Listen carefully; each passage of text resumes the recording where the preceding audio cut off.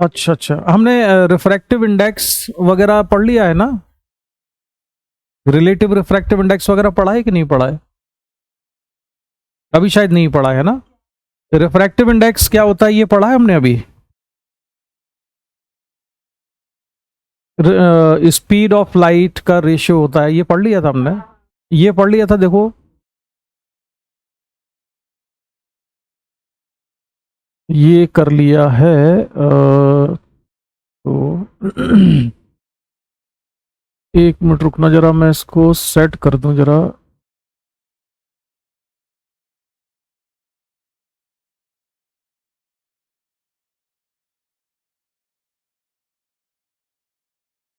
ठीक है, ये कर लिया है, ये भी कर लिया है। एब्सोल्यूट रिफ्रैक्टिव इंडेक्स क्या होता है, रिलेटिव रिफ्रैक्टिव इंडेक्स क्या होता है, ये पढ़ लिया था। अच्छा, ये भी कर लिया है। लॉज ऑफ रिफ्रैक्शन पढ़ लिए थे। इसके बाद अच्छा, ग्लास प्लेट वाला पढ़ लिया है हमने, ये रिफ्रैक्शन। ठीक है, और ये हो गया है, ये वाली शिफ्ट इन पोजीशन ये पढ़ लिया था हमने। एपरेंट डेप्थ वाला पढ़ लिया है। इसमें इमेज जो है कहाँ शिफ्ट होगी ये पढ़ लिया था। एपरेंट डेप्थ का फॉर्मूला निकाल लिया है हमने ये। ठीक है, फिश वाले क्वेश्चन सॉल्व कर लिए हैं, ये कर लिया। अच्छा, लास्ट लास्ट में यही क्वेश्चन। अच्छा, मुझे ध्यान आया, दिव्येश चला गया था, तुम थी जब हम ये कर रहे थे, है ना। अब दूसरी चीज हमको एक और प्रूव करनी है इसमें, refraction through parallel glass plate, ये नहीं पढ़ा है हमने, ये नहीं पढ़ा है हमने, है ना। Refraction through parallel glass plate, तो पैरेलल ग्लास प्लेट में जब रे ऑफ लाइट यहां से आ रही है, तो इस रे ऑफ लाइट का जो पाथ है, वो पाथ ओरिजिनल पाथ ये था, लेकिन ग्लास प्लेट से रिफ्रैक्शन के बाद उसका पाथ ये हो जाता है, इस पाथ में चली जाती है। ये नहीं पढ़ा है ना, ये नहीं पढ़ा है, ठीक है। तो यहां देखो जरा,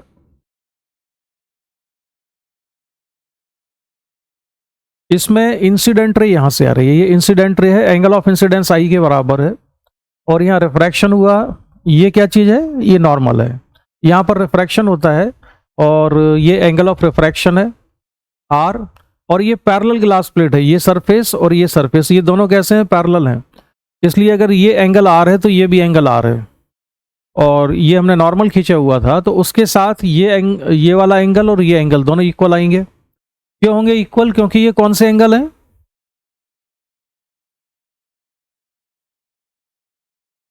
अल्टरनेट एंगल है। ठीक है, तो अल्टरनेटिंग एंगल है। नॉर्मल को मैं थोड़ा दूर तक बढ़ा देता हूं। इस स्लैब की जो थिकनेस है वो टी के बराबर है, ये थिकनेस है टी।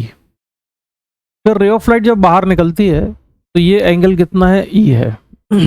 एंगल ऑफ इमरजेंस भी कहते हैं इसको, है ना। ई क्या है, angle of emergence, angle of emergence. Angle of emergence उस एंगल को कहते हैं जब रे ऑफ लाइट जिस मीडियम से एंट्री लेती है उसी मीडियम में वापस लौटती है, तो सेम मीडियम में ये वापस आ गई है यहाँ पर, ठीक है। तो ये एंगल ऑफ इमरजेंस है। अब स्नेल्स लॉ लगाते हैं हम पहले सरफेस पर, तो यहां पर स्नेल्स लॉ लगाएंगे इस वाले पॉइंट पर, तो क्या लिखें दिव्येश बताओ Snell's law.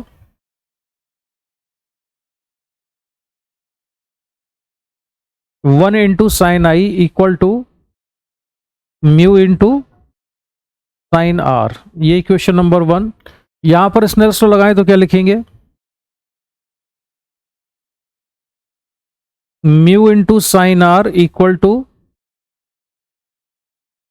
1 into sine e के बराबर, ये इक्वेशन नंबर 2 हो गई। तो by equation number 1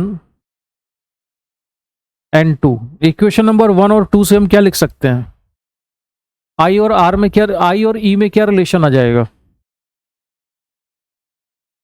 sign i equal to हो जाएगा म्यू साइन आर, और म्यू साइन आर किसके बराबर है, साइन ई के बराबर। तो ये इंप्लाई करता है कि आई इक्वल टू ई के बराबर है, ठीक है। यानी एंगल ऑफ इंसिडेंस और एंगल ऑफ इमरजेंस कैसे हैं, इक्वल है, ये दोनों एंगल इक्वल है। ऐसा कब होगा? ऐसा तब होगा, हमेशा नहीं होगा। ऐसा तभी होगा जब ये दोनों सरफेस कैसे होंगे? पैरेलल होंगे। अगर ये दोनों सरफेस पैरेलल नहीं होते तो फिर ये रिलेशन नहीं आता I इक्वल टू E। अगर ये दोनों सरफेस पैरेलल नहीं होते तो ये जो दोनों एंगल है R और ये वाला R, ये दोनों एंगल इक्वल नहीं होते। बात समझ में आ रही है? ये एंगल R है तो ये भी R है। उसका रीजन ही ये है कि ये दोनों सरफेस कैसे हैं? पैरेलल है। ठीक, तो I इक्वल टू E आया, यानी angle of incidence angle of emergence के बराबर है। Angle of incidence angle of emergence के बराबर है, यानी कि रे ऑफ लाइट नॉर्मल के साथ जिस एंगल पे जा रही थी ये उसी एंगल पे जाएगी। तो ओरिजिनल डायरेक्शन ये थी इंसिडेंट रे की, फाइनल रे जो जाएगी उसे जाना चाहिए parallel to incident ray. I equal to E क्या इंप्लाई करता है? ये इंप्लाई करता है incident ray and emergent ray rays are parallel. ये दोनों एक दूसरे के पैरेलल हैं। ठीक है, यानी कि ये जो ग्लास प्लेट है, पैरेलल ग्लास प्लेट, इसने पाथ में डिविएशन प्रोड्यूस नहीं किया। implies that there is no deviation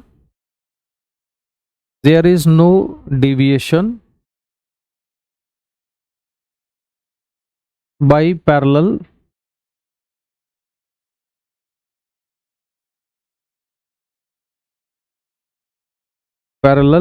glass plate. तो पैरेलल ग्लास प्लेट से कोई डेविएशन नहीं हुआ है इसमें। ये बात समझ में आई कि नहीं कि डेविएशन नहीं हुआ है? आरुषि, डेविएशन कब होता? जब इंसिडेंट रे और फाइनल रे के बीच में एंगल अदर देन 0 होता। यानी कि ये वाली जो रे है, इसको यहां पर जो बाहर रे निकल रही है बेंड नहीं हुई, ना इधर गई ना उधर गई, ये ओरिजिनल डायरेक्शन के पैरेलल जा रही है। डेविएशन तब कहलाता है जब रे की जो डायरेक्शन है वो ओरिजिनल डायरेक्शन ना होती। यहां पर डायरेक्शन कैसी है? ओरिजिनल डायरेक्शन ही है। इसलिए हम कहेंगे कि parallel glass plate deviation produce नहीं करती है। तो पैरेलल ग्लास प्लेट ने डेविएशन प्रोड्यूस नहीं किया है, लेकिन इसने लैटरल शिफ्ट प्रोड्यूस किया है।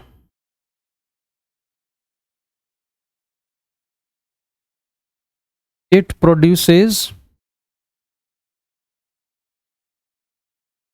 Lateral shift. इसको लैटरल शिफ्ट कहते हैं। किसको कहते हैं लैटरल शिफ्ट? ओरिजिनल डायरेक्शन ये थी, शिफ्ट इतना हो गया है, यानी कि रे ऑफ लाइट यहां से यहां आ गई है। तो इस शिफ्ट को ये है लैटरल शिफ्ट। इतना शिफ्ट हुआ है, यहां से जो रे ऑफ लाइट थी वो इधर आ गई है। समझ में आया? अब हमको लैटरल शिफ्ट कैलकुलेट करना है, तो मुझे लगता है इसका कैलकुलेशन ना करके मैं डायरेक्ट फार्मूला लिख दूं। हालांकि कैलकुलेशन भी बहुत बड़ा तो नहीं है। डायरेक्ट फार्मूला ये लिखा हुआ है, लैटरल शिफ्ट होता है shift equal to T sec R into sine I minus R. T into sec R into sine I minus R, जिसमें सेक आर क्या चीज है? एंगल ऑफ रिफ्रैक्शन है, ये एंगल ऑफ इंसिडेंस है। तो पैरेलल ग्लास प्लेट ने जो शिफ्ट प्रोड्यूस किया है वो शिफ्ट है इतना, यहां तक का। इस डिस्टेंस को, ये अगर मैं यहां पर बना दूं, ये वाली जो डिस्टेंस है, ये डिस्टेंस को मान लो मैं d मान लेता हूं, तो ये d जो है लैटरल शिफ्ट है। समझ में आई है लैटरल शिफ्ट? अगर कैलकुलेट करना है तो ऐसे कैलकुलेट कर लेंगे। मुझे ये एंगल बताओ कितना है, ये वाला एंगल कितना है?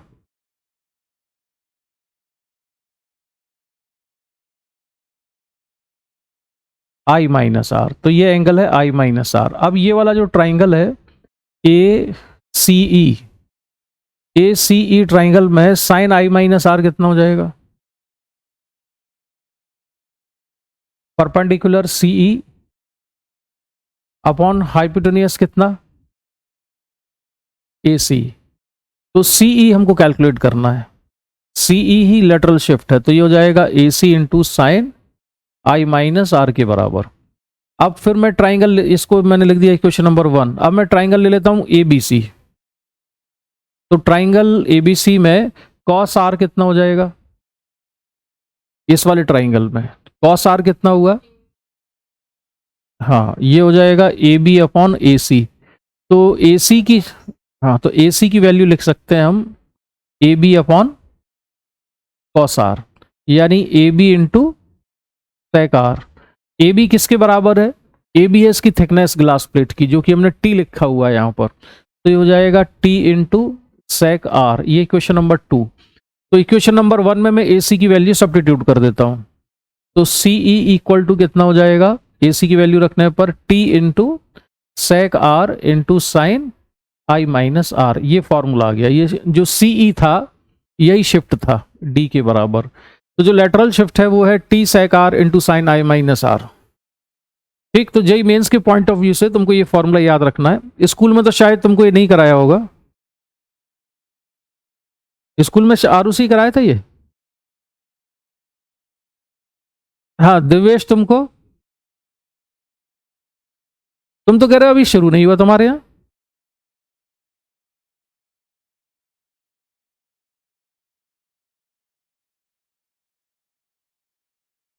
अच्छा, तो ये फॉर्मूला का डेराइव कराया है तो बढ़िया है। डेरिवेशन कराया था इसका या बताया था तुमको ये आरुषि तुम्हारे यहाँ? अच्छा ठीक है, तो बड़ा आसान सा डेरिवेशन है ना, पहले भी समझ में आ ही गया होगा तुमको, ये बड़ा इतना सिंपल सा काम है ये। तो T sec R into sine I minus R, ये इसका डेरिवेशन हो गया। अब बढ़ते हैं हम इसके आगे। ये क्वेश्चन देखो जरा, क्वेश्चन है find the lateral shift of light रे while it passes through a parallel glass slab of thickness 10 centimetre placed in air. The angle of incidence in air is 60 degree and the angle of refraction is 45 degree. तो जल्दी से solve कर दो इसको, बहुत छोटा सा क्वेश्चन है ये।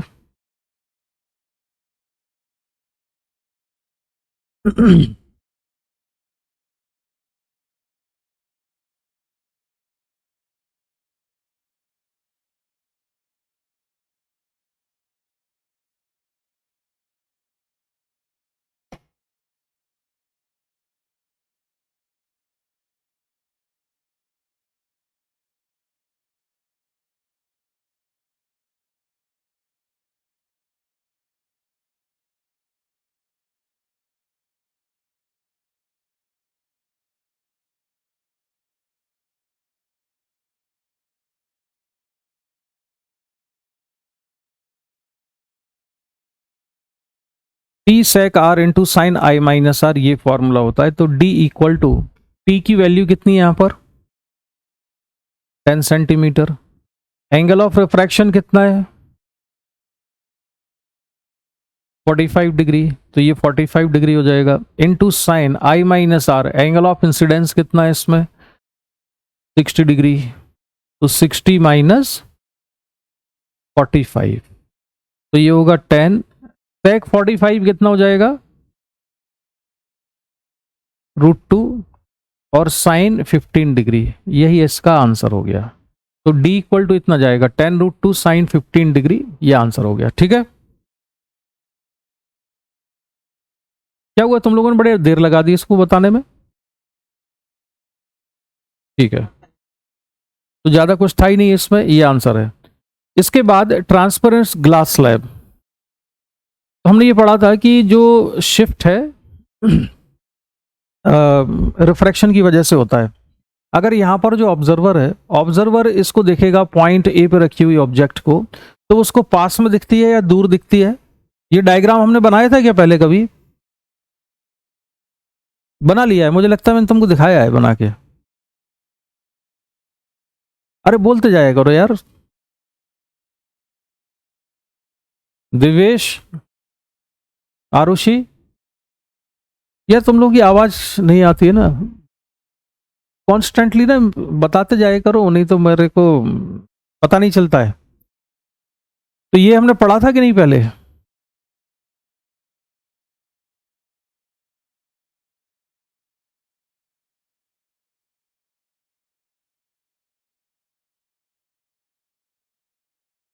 अच्छा ये देखो एक मिनट मुझे देखने दो, जब हम पहले ये डायग्राम बनाया है ना हमने,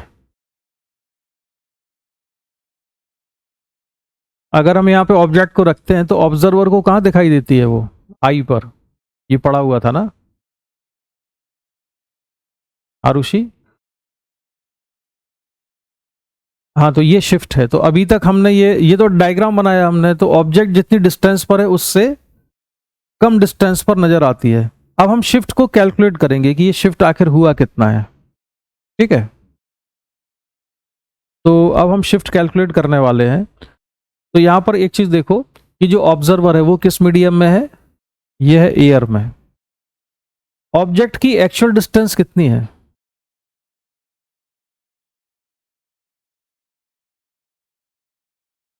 actual distance of object from observer d1 equal to, देखो एक तो ये डिस्टेंस है x2 प्लस ये डिस्टेंस कौन सी है t, प्लस ये कौन सी डिस्टेंस है x1। इक्वेशन नंबर 1 लिखा मैंने। इसको d1 को हम इसकी ज्योमेट्रिकल डिस्टेंस भी कह सकते हैं। ये ऑप्टिकल डिस्टेंस नहीं है d1, ये ज्योमेट्रिकल डिस्टेंस है। ठीक है, ज्योमेट्रिकली ये कितनी डिस्टेंस पर है, x2 plus t plus x1 पर। ये क्लियर है? लेकिन अगर ऑप्टिकली देखें तो ऑब्जर्वर को ऑब्जेक्ट यहां पे नजर नहीं आएगी ए पर, वो कितनी दूर नजर आएगी, पास में नजर आएगी। तो हमको देखना है कि वो डिस्टेंस उसको दिखेगी कितनी। तो मैं लिख रहा हूं d2 इक्वल टू, तो पहले मैं इसको भी लिख देता हूं, डिस्टेंस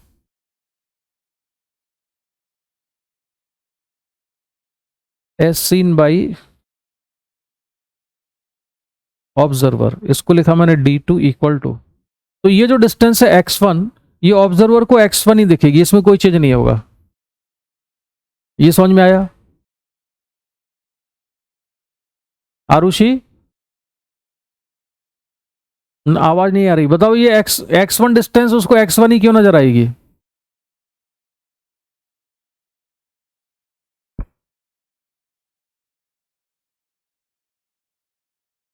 ये x1 डिस्टेंस किस मीडियम में है? ये डिस्टेंस किस में है, एयर में, और ये भी एयर में है। तो अगर ये एयर में है तो इसे एयर की सारी डिस्टेंस सेम नजर आएंगी, तो x1 तो x1 ही नजर आएगा इसको। लेकिन ये जो डिस्टेंस है t, ये दूसरे मीडियम में है, ये इसको नजर नहीं आएगी t के बराबर, ये कुछ अलग देखेगा इसे। तो अब ऐसा इसलिए क्योंकि अब जो रे ऑफ लाइट यहां से चलेगी उसका रिफ्रैक्शन होगा। ठीक है, तो जो रिफ्रैक्शन होगा तो इसको ये डिस्टेंस जो नजर आएगी वो नजर आएगी t डिवाइडेड बाई म्यू। अब ध्यान रखना, mu of plate with respect to observer, mu of medium लिखूंगा मैं, या म्यू ग्लास, और ये किसके रिलेटिव लिखना है, with respect to observer, plus x2 distance, इसको x2 ही नजर आएगी। ये वाली डिस्टेंस समझ में आया इसमें हुआ क्या? इसका ना डेरिवेशन में तुम्हें और दिखा सकता हूं कि ये t बाई ये क्यों कर रहा हूं मैं, लेकिन मैं सोच रहा हूं कि थोड़ा टाइम बचा लूं। देखो ऐसा होगा इसमें कि रे ऑफ लाइट जब यहां से चलेगी ऐसे, तो पहला रिफ्रैक्शन कहां से कहां हुआ, एयर टू ग्लास। तो ऑब्जर्वर की आंख मान लो यहां पर है, ऑब्जर्वर की आंख यहां पर है, तो उसको ये x1 डिस्टेंस कितनी नजर आएगी, उसके लिए हम कौन सा फॉर्मूला लगा लेंगे, mu R upon mu I into distance of object. तो रिफ्रैक्टेड रे किस मीडियम में है, रिफ्रैक्शन किस में हो गया है, ग्लास में, तो कितना आएगा म्यू आर, ये म्यू के बराबर। इंसिडेंट रे किस में, एयर में, तो ये हो जाएगा 1, और ये डिस्टेंस कितनी है x1, तो ये है x1 के बराबर। तो अगर आंख ऑब्जर्वर अपनी यहां पर रख दे ग्लास प्लेट के अंदर, तो उसको x1 डिस्टेंस कितनी नजर आएगी, म्यू x1 के बराबर। अब अपनी आंख को उठा के ऑब्जर्वर इधर ले आया, ग्लास प्लेट के अंदर ही रखा हुआ है उसने आंख को अभी, ठीक है, आंख लेके घूम रहा है वो अपनी, इधर से लेके उसने इधर रख दिया। तो अब उसको ऑब्जेक्ट कितनी डिस्टेंस पे नजर आई, ऑब्जेक्ट उसको नजर आएगी म्यू x1 प्लस टी पर। अब ये डिस्टेंस उसको टी ही नजर आएगी, क्योंकि ये वाली डिस्टेंस उसने कहां से देखी थी, ग्लास प्लेट से, और अब अभी भी ग्लास प्लेट आंख में ही है, वो सॉरी आंख ग्लास प्लेट में ही है अभी भी, तो आंख का मीडियम चेंज नहीं हुआ है, इसलिए टी डिस्टेंस उसको टी ही नजर आएगी। लेकिन जैसे ही अपनी आंख को यहां पर रखेगा बाहर, इधर रखा इसने एयर में, तो अब यहां से क्या होगा, रिफ्रैक्शन हो जाएगा। रे ऑफ लाइट जो है इधर आई, अब रिफ्रैक्शन ग्लास से एयर में हो गया। तो रिफ्रैक्शन अगर ग्लास से एयर में हुआ है, और ये वाली जो डिस्टेंस उसको नजर आ रही थी, यहां से जो डिस्टेंस नजर आ रही थी ग्लास प्लेट के अंदर से, वो कितनी नजर आ रही थी, उसको z नजर आ रही थी। z मैंने लिख लिया mu x one plus T. तो फिर रिफ्रैक्शन का फॉर्मूला हम लगाएंगे, तो दोबारा जब रिफ्रैक्शन का फॉर्मूला लगाएंगे, mu R upon mu I into distance of object. तो रिफ्रैक्टेड रे अब किस में आ गई है, एयर में। तो एयर में 1, इंसिडेंट रे किस में, ग्लास प्लेट में। ये वाली जब रे यहां से यहां जाएगी तो ग्लास प्लेट में है ना, तो उसका रिफ्रैक्टिव इंडेक्स लिखा म्यू। और ऑब्जेक्ट डिस्टेंस कितनी थी, वो यहां से इसने देखी थी, वो थी mu x one plus T के बराबर। म्यू को अंदर मल्टीप्लाई कर दो तो ये हो जाएगा x one plus T by mu. ये कहां से देखा उसको, इधर आंख रख दी, यहां पे आंख रखी इसने, अब ये अपनी आंख लेके यहां पहुंच गया, तो एक्स टू डिस्टेंस और उसने कवर की। अब वो एयर में ही कवर किया तो उसमें कोई चेंज होगा नहीं, तो X one plus T by mu plus X two. तो ये इसको टोटल डिस्टेंस दिखेगी यहां से। ये तो किया मैंने इसका डेरिवेशन, लेकिन मैं डेरिवेशन चक्कर में मत पड़ो, तुम डायरेक्ट याद कर लो कि अगर मीडियम चेंज होगा, अगर मीडियम चेंज हुआ है, तो डिस्टेंस अपॉन रिफ्रैक्टिव इंडेक्स किसका लिखना है, म्यू ऑफ मीडियम, किसके रिलेटिव, ऑब्जर्वर के relative. Mu of medium with respect to observer. तो मैंने तुमको पढ़ाया था कि जिसके रिलेटिव निकालते हैं उसका रिफ्रैक्टिव इंडेक्स न्यूमरेटर में आता है या डिनोमिनेटर में।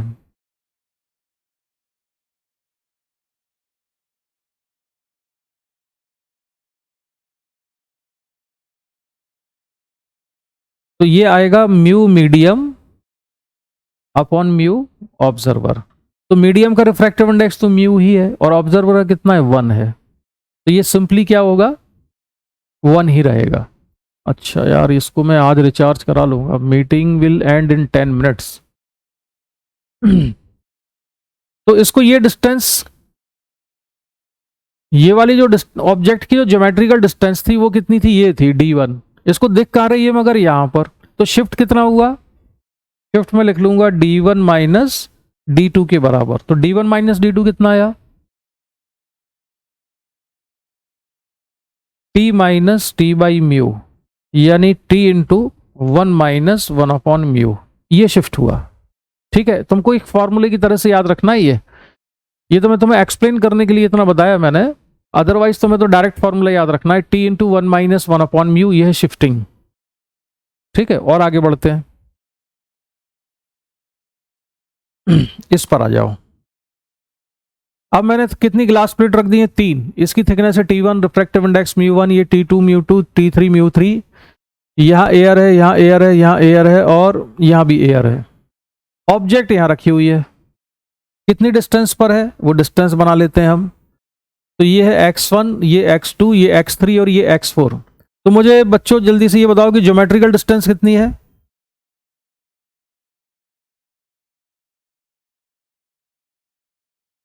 हाँ, x1 plus t1 plus x2 plus t2 plus x3 plus t3 plus x4, इतनी है। ये x1 plus t1 plus x2 plus t2 plus x3 plus t3 plus x4। ठीक है, अब मुझे ये बताओ कि ऑब्जर्वर है एयर में, तो जो एयर वाली डिस्टेंस है वो तो उससे उतनी नजर आएंगी, उसमें कोई फर्क नजर नहीं आएगा। यानी उसको x1 तो x1 ही दिखेगा, x2 x2 ही दिखेगा, x3 x3 ही दिखेगा, और x4 x4 ही दिखेगा। ठीक है, क्योंकि दोनों का मीडियम सेम है।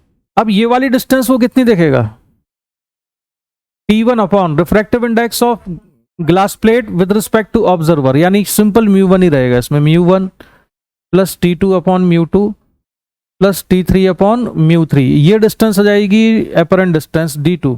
तो d1 माइनस d2 कितना हो जाएगा, कितना वैल्यू बोलो,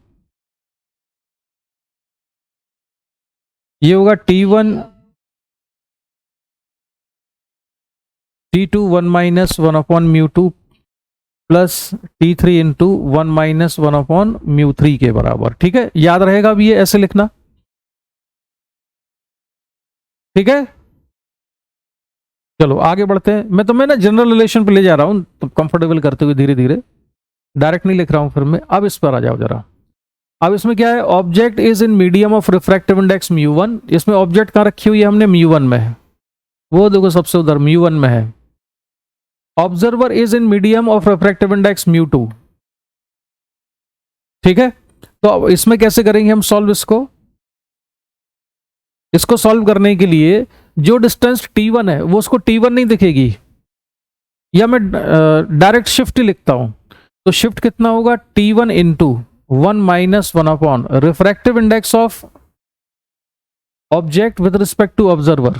तो ऑब्जेक्ट किस मीडियम में है, refractive index of object with respect, या रिफ्रैक्टिव इंडेक्स ऑफ मीडियम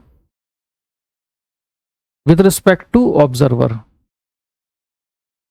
ठीक है, तो जैसे ऑब्जर्वर किस में है, μ5 में है, और ये किस में है, डिस्टेंस μ1 में है। तो तुम्हें ऐसे लिखना होगा 1 minus 1 upon relative refractive index कितना हो जाएगा, μ1 बाई μ5 बाई μ5 ऑब्जर्वर के रिफ्रैक्टिव इंडेक्स से डिवाइड कर। और याद रखना रिलेटिव निकालने का मतलब है ऑब्जर्वर का रिफ्रैक्टिव इंडेक्स से डिवाइड करना है। ठीक है, तो टोटल शिफ्ट कितना हो गया इसमें, T1 into 1 minus μ5 upon μ1 plus T2 into 1 minus μ5 by μ2 plus T3 1 minus μ5 by μ3 plus T4 1 minus μ5 by μ4। इसमें कोई कंफ्यूजन तो नहीं है, कर लोगी ऐसे क्वेश्चन।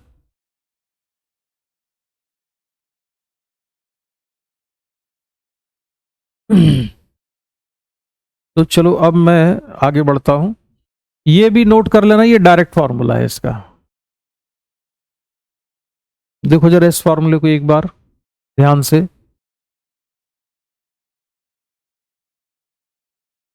इसमें ऑब्जेक्ट रखी हुई है n1 में, ऑब्जर्वर किस में है, n0 में। तो दो चीजें कैलकुलेट की हैं, एक तो एपरेंट डिस्टेंस, जो डिस्टेंस उसको नजर आएगी वो कितनी है, T1 upon n1 relative plus T2 upon n2 relative plus T3 upon n3 relative.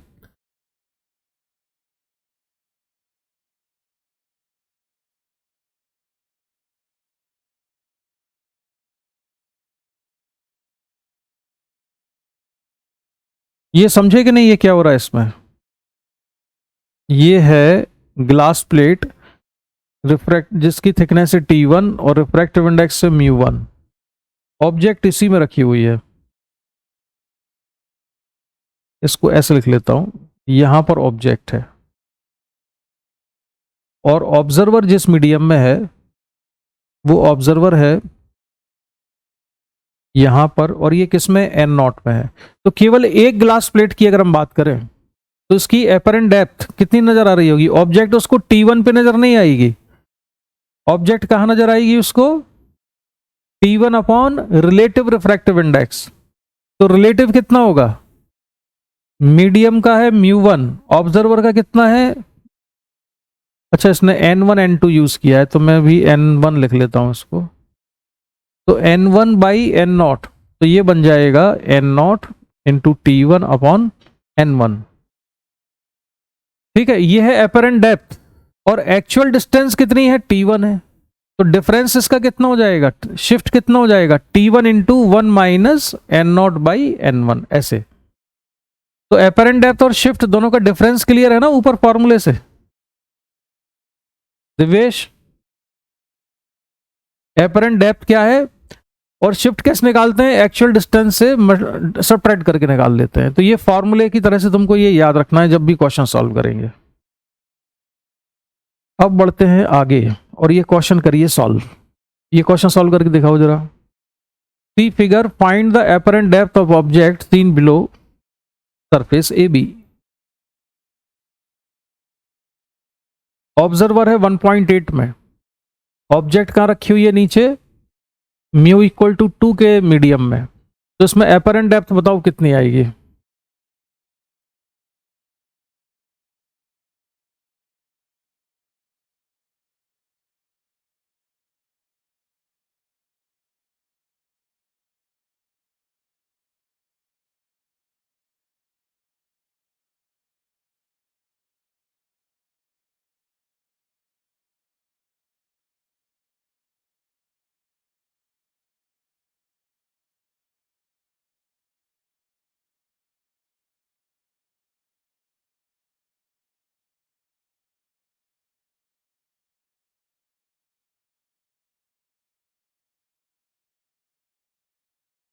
अच्छा, एक मिनट जरा, मेरा एक कॉल आ रहा है, मैं कॉल ले लूं। वैसे आंसर सही नहीं है ये।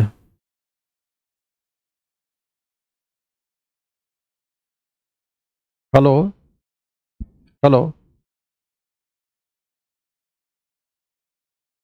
अच्छा अच्छा बेटा, एक काम करो कि मुझे ना करीब 1 घंटे बाद कॉल करना, मैं जरा बिजी हूँ अभी, है ना, कुछ डाउट्स ले रहा हूँ बच्चों के, ठीक है।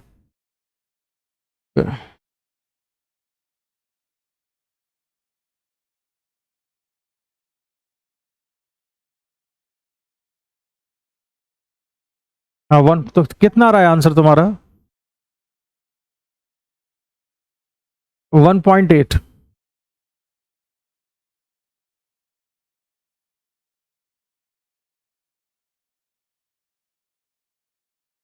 36। चलो, आरुषि और कर लो जरा, तुम बताओ।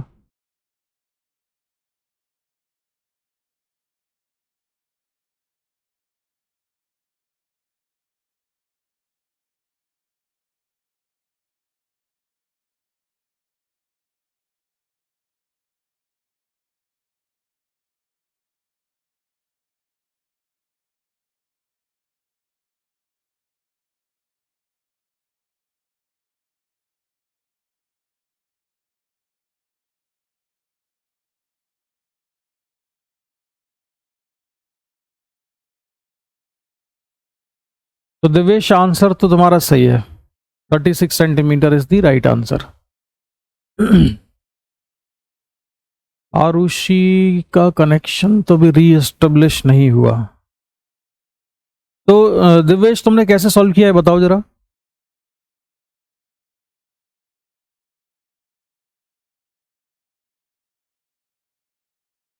हाँ, तो एपरेंट डेप्थ निकालने के लिए जो 20 सेंटीमीटर की डिस्टेंस है उसको तो लिख लिया मैंने 20 divided by relative mu, mu relative plus 15 centimetre upon mu relative.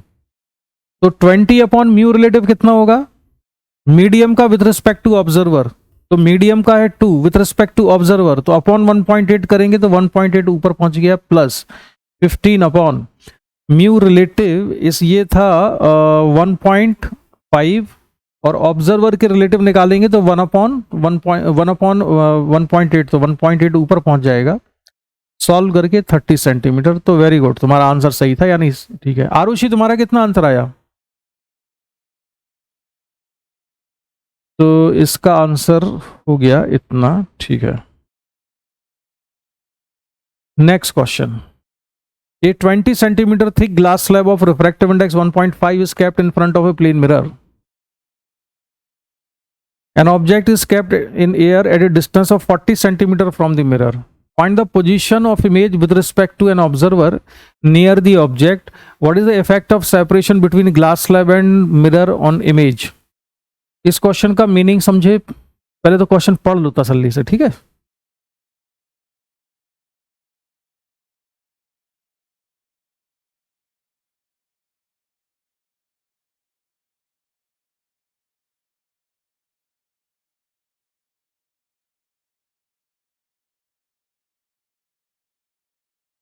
मतलब इसमें यह नहीं दिया है कि मिरर से कितना दूर है ग्लास स्लैब। ये है plane mirror,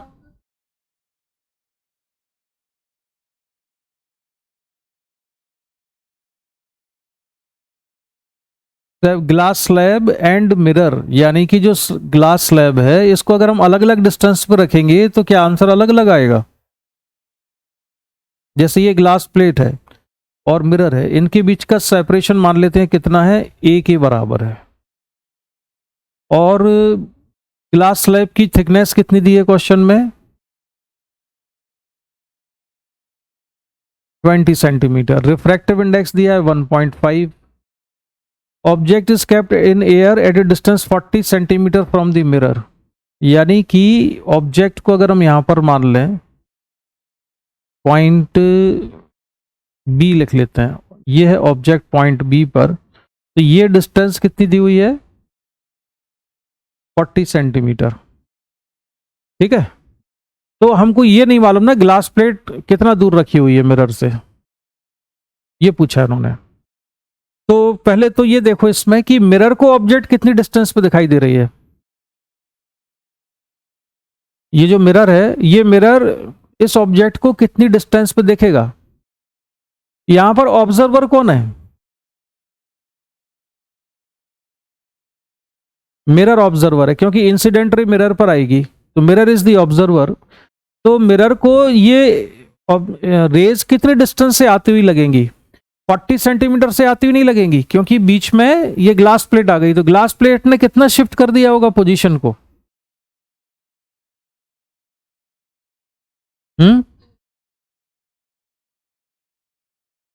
shifting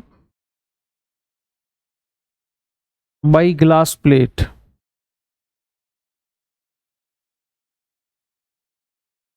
first time ray of light जब पहली बार जा रही है उसमें से, तो शिफ्टिंग कितनी है? T into 1 - 1/μ। तो टी कितना है? 20 है। 1 - 1/μ ये है 3/2, तो 3 नीचे 2 ऊपर। तो शिफ्टिंग कितनी प्रोड्यूस हुई? 20 इंटू 1/3 यानी 20/3 सेंटीमीटर। तो ये पास में है या दूर है इतना? 20/3 सेंटीमीटर शिफ्ट हो गया, मतलब ऑब्जेक्ट बी उसको पास में नजर आ रही है 40 सेंटीमीटर से, या दूर? कितना पास नजर आ रही, कितनी डिस्टेंस पे नजर आ रही है? Yes, distance of object from mirror is 40 - 20/3। तो ये कितना हो जाएगा? 100/3। तो इसकी इमेज कहां बनेगी? मिरर के पीछे कितनी डिस्टेंस पर? तो ये बनी इमेज I1, लिख लेता हूं मैं इसको। और ये जो डिस्टेंस है ये 100/3 सेंटीमीटर, ठीक है। लेकिन ये जो इमेज है ना, ये 100/3 सेंटीमीटर पे नजर नहीं आएगी। ऑब्जर्वर को कितनी डिस्टेंस पर नजर आएगी? जो ऑब्जर्वर यहां पर है, तो उसके लिए तुम्हें ये देखना पड़ेगा कि ऑब्जर्वर को ये इमेज दिखेगी कब। तो रे का पाथ बताओ, रे कहां से कहां जाएगी? मेरा सवाल ये है, मैं ये पूछ रहा हूं कि इमेज ऑब्जर्वर को तब दिखती है जब रे ऑफ लाइट ऑब्जर्वर की आंखों में आए। कौन सी वाली लाइट आंखों में चाहिए उसको? इमेज देखने के लिए कौन सी वाली रेज आंखों में आना चाहिए ऑब्जर्वर की? हाँ दिवेश, पूरा बात जोर से बताओ, जोर से बोलो। विजिबल रेज, ये क्या होता है?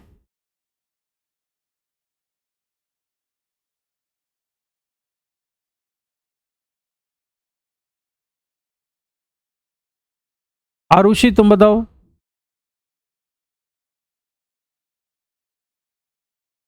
मेरा सवाल ये है कि ऑब्जर्वर को इमेज तब दिखेगी जब रे ऑफ लाइट आंखों में आए उसकी। कौन सी वाली रेज आंखों में चाहिए उसको? कौन सी?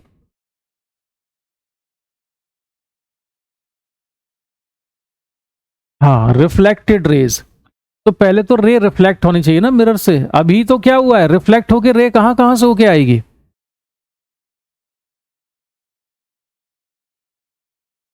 अभी तो रे केवल मिरर पे गई, ये हुआ इंसिडेंट। रे यहां से गई, तो मिरर को कितनी डिस्टेंस पे नजर आई? वो 100/3 पर। तो मिरर ने इमेज बना दी, लेकिन अब ये रे अभी इसकी आंखों में थोड़ी आई है। जब इसकी आंखों में आएगी तब इसको इमेज दिखेगी ना। तो वो कैसे आएगी? आरुषि,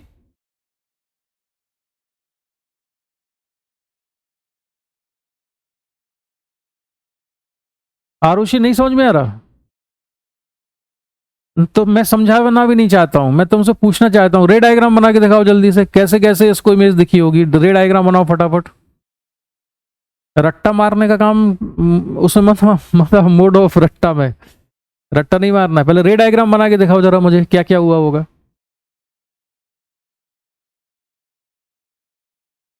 मैं ये समझाना भी नहीं चाहता तुमको। अपना दिमाग लगाओ जरा, और फिर मुझे बताओ कि रे कैसे कैसे गई है और कैसे वापस आई है, क्या हुआ होगा उसमें।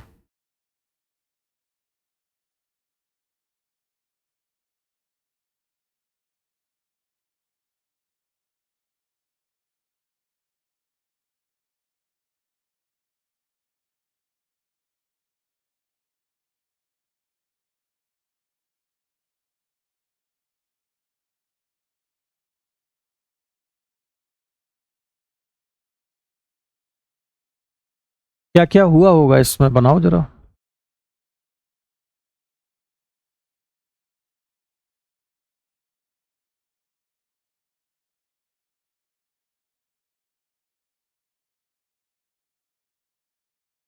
ये मैं कह रहा हूं कि ये ओरिजिनल रे इधर जा रही थी ओरिजिनली, फिर नॉर्मल खींचा, फिर ये टुवर्ड्स द नॉर्मल बैंड हुई, अवे फ्रॉम द नॉर्मल, लेकिन ओरिजिनल डायरेक्शन के पैरेलल जाना चाहिए इसको। तो पहले ये बताओ कि ये से ओरिजिनल डायरेक्शन के पैरेलल क्यों जाना चाहिए रे ऑफ लाइट को। क्योंकि दोनों, हाँ क्योंकि जो ग्लास प्लेट होती है वो डिविएशन प्रोड्यूस नहीं करती है, वो केवल लेटरल शिफ्ट प्रोड्यूस करती है, तो ओरिजिनल डायरेक्शन के पैरेलल निकलना चाहिए। वेरी गुड, और आई इक्वल टू ई होता है इसमें। तो ऐसे यही डायग्राम मैं तुमसे पूछ रहा हूं कि इसमें क्या हुआ होगा। तो पहले तो इंसिडेंट रे यहां से गई होगी ऐसे, फिर ये टुवर्ड्स द नॉर्मल बैंड हुई, फिर अवे फ्रॉम द नॉर्मल चली गई। ऐसे ही एक रे ऑफ लाइट मान लो यहां से भी आई होगी, ठीक है, ये नॉर्मल है, अब ये ओरिजिनल डायरेक्शन, ये टुवर्ड्स द नॉर्मल बैंड हुई, ये नॉर्मल है, फिर अवे फ्रॉम द नॉर्मल है, तो ओरिजिनल डायरेक्शन के पैरेलल जाना चाहिए, तो इसको ओरिजिनल डायरेक्शन के पैरेलल मैंने ये बना लिया इसको ऐसे। तो ये दोनों इंसिडेंट रे हैं, इनको अगर मैं पीछे प्रोड्यूस करूंगा तो इनका पॉइंट ऑफ इंटरसेक्शन यहां दिखेगा। तो ये बी यहां पर था, और बी पॉइंट की जो इमेज है उसको मैं लिख लेता हूं B1। तो B1 इमेज कहां बन रही है, यहां पर बन रही है ये B1। ये समझ में आया, ये B1 है यहां। तो ये B1 कितनी डिस्टेंस पे दिखा उसको, मिरर को कितने डिस्टेंस पर नजर आ रहा है B1, ये B1 कितनी डिस्टेंस है।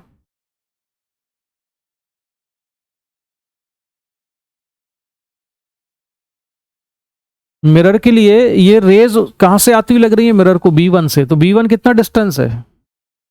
अरे भाई अभी निकाला तो है हमने, 100/3 सेंटीमीटर। आए समझ में। अब अभी मिरर को अगर ये 100/3 पे दिख गई तो ऑब्जर्वर को भी इमेज नहीं दिखी। ऑब्जर्वर को कब दिखेगी इमेज, जब ये रेज जो है ये रिफ्लेक्ट होके वापस आएंगी और उसकी आंखों में जाएंगी। नहीं आया समझ में अभी भी आरुषि।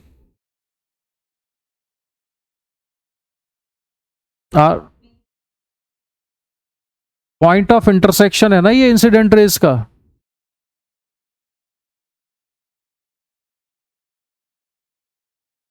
ये मिरर के लिए ऑब्जेक्ट है इतनी देर, तभी तो मैं कह रहा हूं तुम लोग हाँ हाँ भले कर रहे हो, लेकिन समझ में आया कि नहीं मुझे उसमें डाउट है।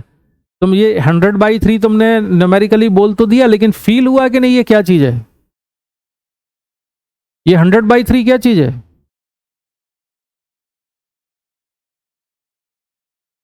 मतलब ये जो रेस थी जब ये मिरर पर इंसिडेंट होंगी तो मिरर को ऐसा लगेगा कि वो कहां से आ रही हैं,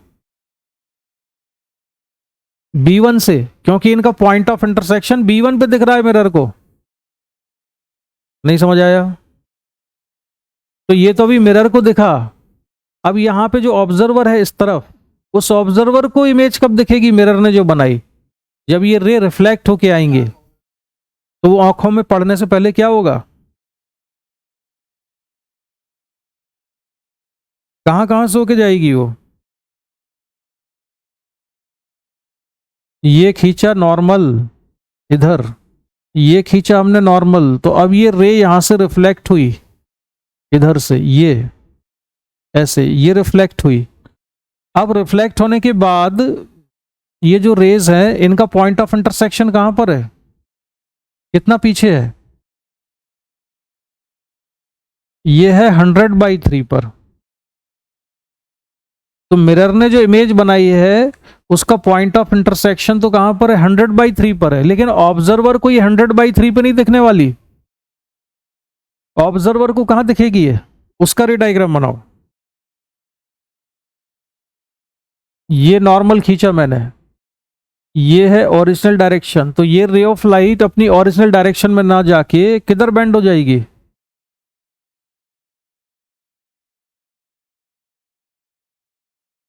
किधर बेंड होगी, तो टुवर्ड्स द नॉर्मल। तो ऊपर कर दूं कि नीचे कर दूं इसको, नीचे किया मैंने इसको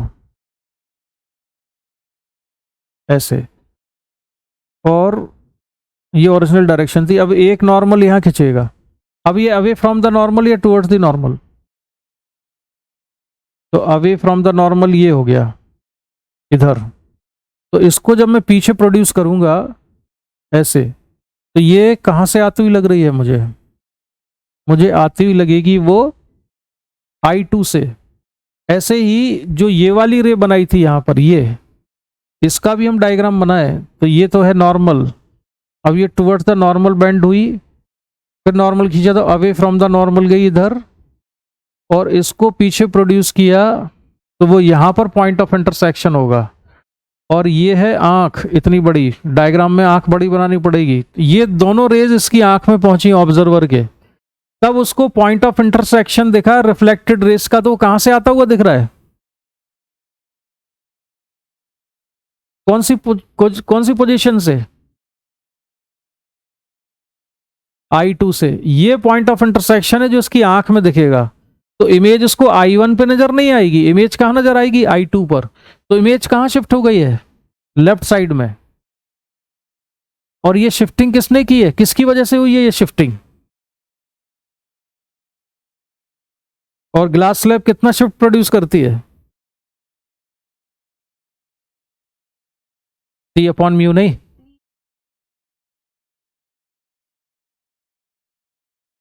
तो इसकी वैल्यू कितनी है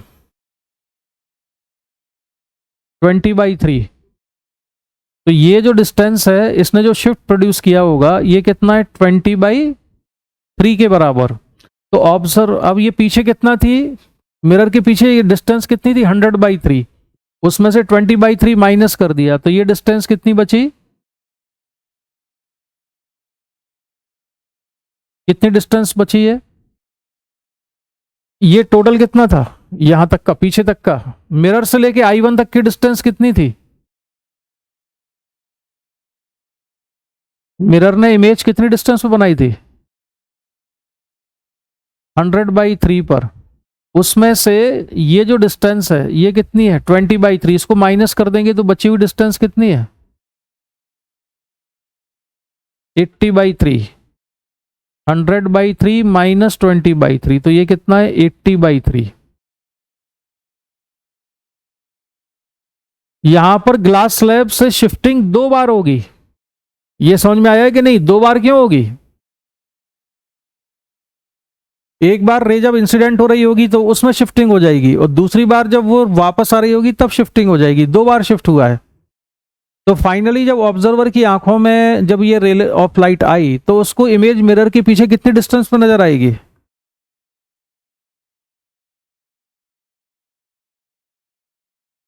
आवाज नहीं आई दोनों लोगों की, तुम यार धीरे धीरे बोल रहे हो बहुत। 80/3 पर, आरुषि समझ में आया ये, आरुषि, हाँ अब आवाज स्लो आ रही तुम्हारी, अभी तुम लगता है माइक्रोफोन से दूर हो गए हो, अब ठीक है, ये समझ में आया।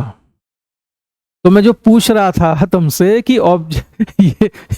ये दिव्येश क्या बोल रहा है, विजिबल रेज जब आएंगी, अरे भाई जब रेज रिफ्लेक्ट होके ऑब्जर्वर की आंखों में आएगी तो उसको इमेज दिखेगी, तो वो रिफ्लेक्टेड रे आंखों में आए उससे पहले इतनी सारी चीजें होंगी, ठीक है। अब देखो स्लैब ने इंसिडेंट होते समय रेस को मिरर के पास कर दिया, मतलब ऑब्जेक्ट को मिरर के पास शिफ्ट किया, और जब इमेज बन रही थी तो उस इमेज को भी उसने मिरर के पास शिफ्ट किया है, मिरर इमेज बन रही थी I1 पे, उसने 20/3 शिफ्ट करके पास में बना दिया 20/3। अच्छा, अगर इसको रटना हो तो कैसे सॉल्व करेंगे? टोटल शिफ्टिंग कितनी है? 2 बार रिफ्रैक्शन हुआ है, तो टोटल शिफ्टिंग कितनी हो जाएगी? 2 × 20/3, तो 40/3। अब ऑब्जेक्ट डिस्टेंस कितनी थी? 100, तो 100 माइनस 40/3 कर दें तो कितना जाएगा?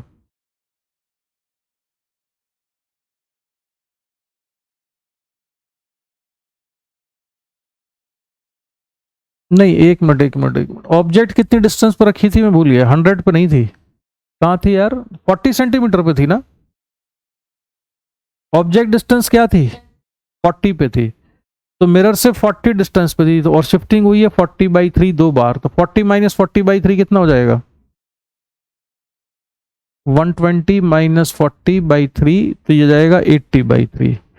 तो डायरेक्ट अगर हम मान लें कि एक बार जाते समय एक बार आते समय 2 बार शिफ्टिंग की है इसने, तो जो इमेज बनेगी फाइनल, वो फाइनल इमेज मिरर से कितनी डिस्टेंस पर नजर आएगी? 80/3 पर। ये तो रट्टा मारने वाली चीज हो गई, लेकिन दिमाग में खोलने वाली चीज ये है। ये समझ में आया इसका मतलब? जो मैंने डायग्राम बनाया क्लियर है कि नहीं?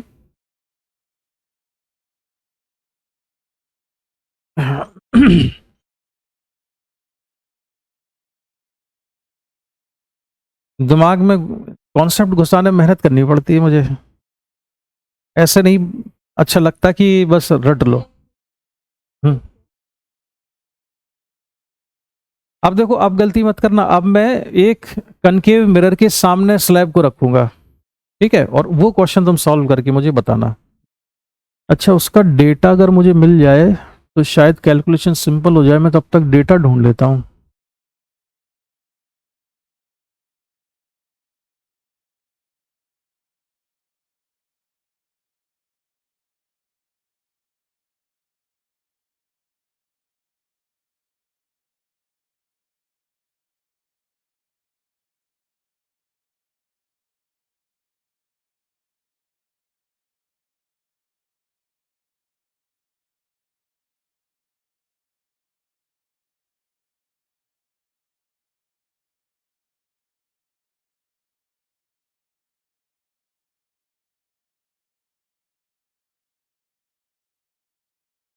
अच्छा, इसका जो एक और पार्ट था उसका आंसर क्या होगा? कि हमने कितनी डिस्टेंस पे ऑब्जेक्ट रखा है, उस पर ये डिपेंड कर रहा है कि नहीं? हमारा जो आंसर है क्या इस फैक्ट पर डिपेंड करता है?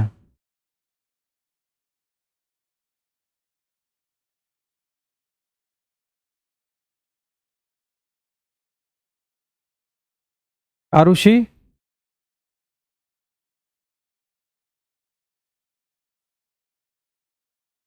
उस क्वेश्चन का क्या हुआ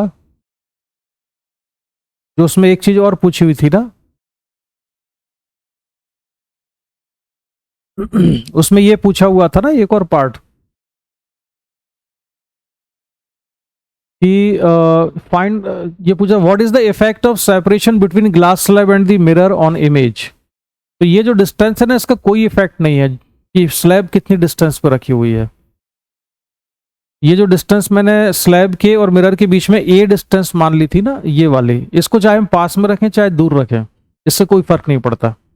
स्लैब को शिफ्टिंग कितनी करनी है? 20/3। तो उसको दूर रखो चाहे पास रखो, वो उतनी शिफ्ट करेगी 20/3। ठीक है। अब ये क्वेश्चन करना है भाई तुमको अच्छे से। पहले तो क्वेश्चन को पढ़ लो और फिर सॉल्व करो।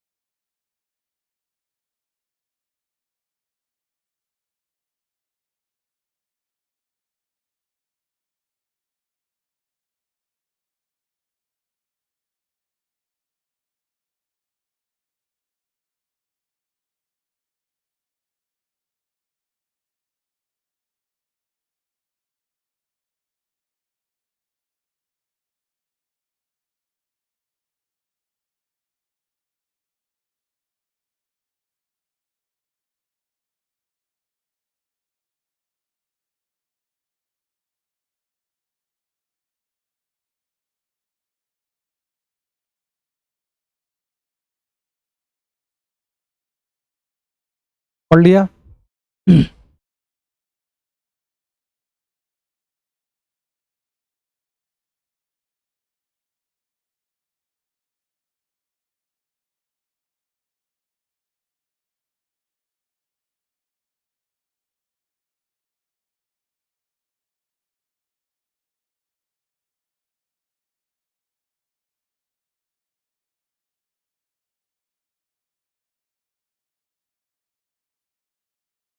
इसमें मिरर को ऑब्जेक्ट कितनी डिस्टेंस पे दिखेगी?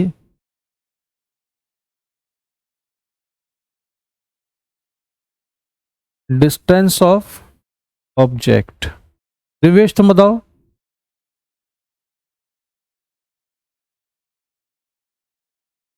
ऑब्जेक्ट कितनी डिस्टेंस में नजर आ रही है मिरर को?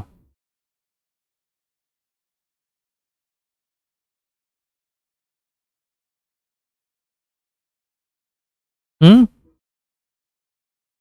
जोर से बोलो। कैसे किया?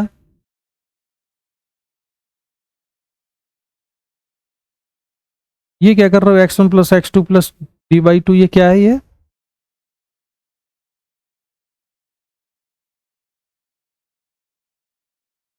हम्म,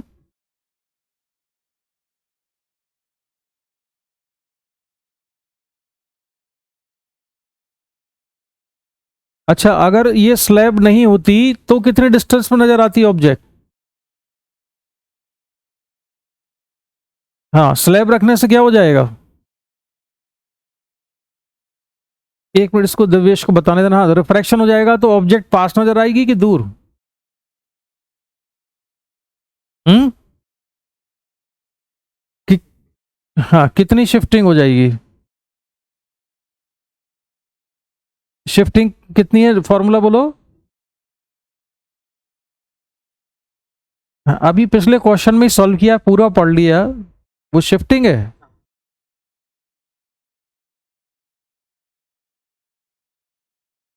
म्यू की वैल्यू कितनी है? 3/2। तो 3 यहाँ 2 ऊपर, तो 3 × 1 - 2/3, फाइनली कितना आया ये? 1 सेंटीमीटर। तो distance of object from mirror कितनी है? 21 - 1, यानी 20 सेंटीमीटर पर। तो इसको 20 सेंटीमीटर पर दिखेगी। यानी कि, अरे रे डायग्राम हमने बनाया था ना, ये मान लो रे ऑफ लाइट ऐसे जा रही थी, ये थी ओरिजिनल डायरेक्शन। अब यहां से रे क्या होगी? टुवर्ड्स द नॉर्मल बेंड हो जाएगी, फिर यहां पर अवे फ्रॉम द नॉर्मल जाएगी, लेकिन इसको जाना है ओरिजिनल डायरेक्शन के पैरेलल। ऐसे ही ये मैंने बनाया यहां पर, तो ये टुवर्ड्स द नॉर्मल बेंड हुई, फिर अवे फ्रॉम द नॉर्मल जाएगी, तो ओरिजिनल डायरेक्शन में ये पैरेलल जाना चाहिए।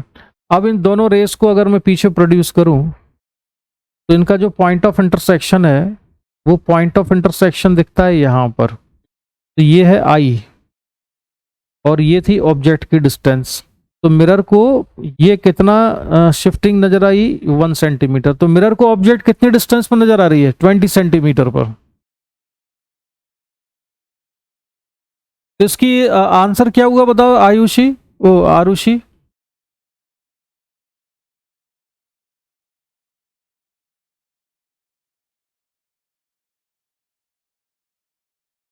इसके आगे करो, अच्छा।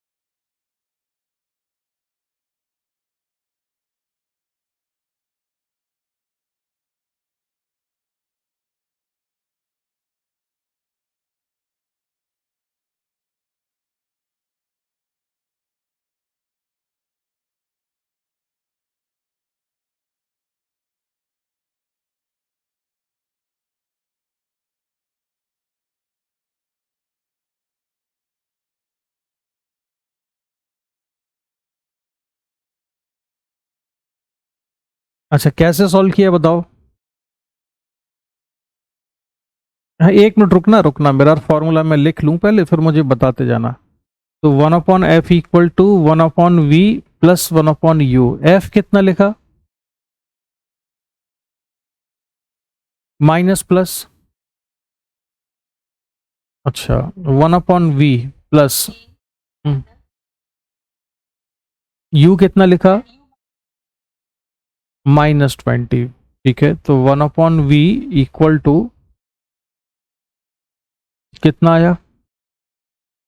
-1/10 प्लस 1/20। तो v कितना हुआ? माइनस v कितना हुआ आरुषि?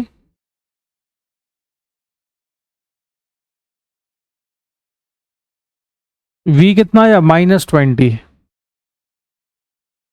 तो ये आंसर -20 होगा कि नहीं? मतलब इमेज कहां बनेगी? ऑब्जेक्ट से कितना दूर?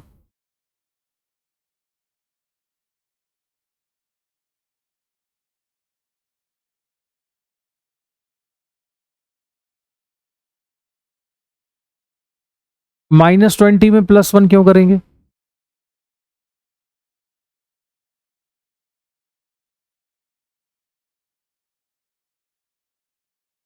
हम्म,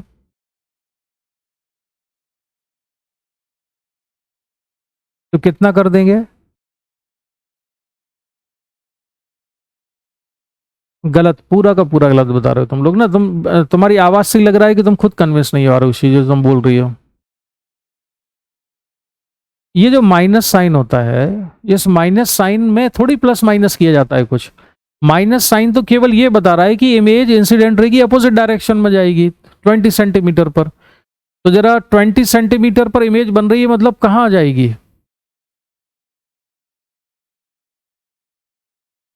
देखो तुम लोग ना, मैं इतना कोशिश कर रहा हूं तुम लोगों को कि तुम रट्टा मारने की जगह क्वेश्चन, ये जो कॉन्सेप्ट है ना, जो अंदर की चीज उन्हें सीखो। अब ये बताओ, अच्छा जो रे ऑफ लाइट इंसिडेंट हुई होगी इस मिरर पर, उसके लिए एंगल ऑफ इंसिडेंस कितना रहा होगा?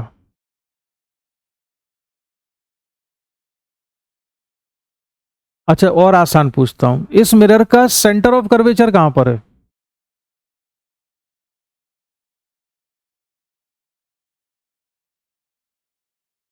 ऐसा, इसका सेंटर ऑफ कर्वेचर है मिरर से 20 सेंटीमीटर डिस्टेंस पर।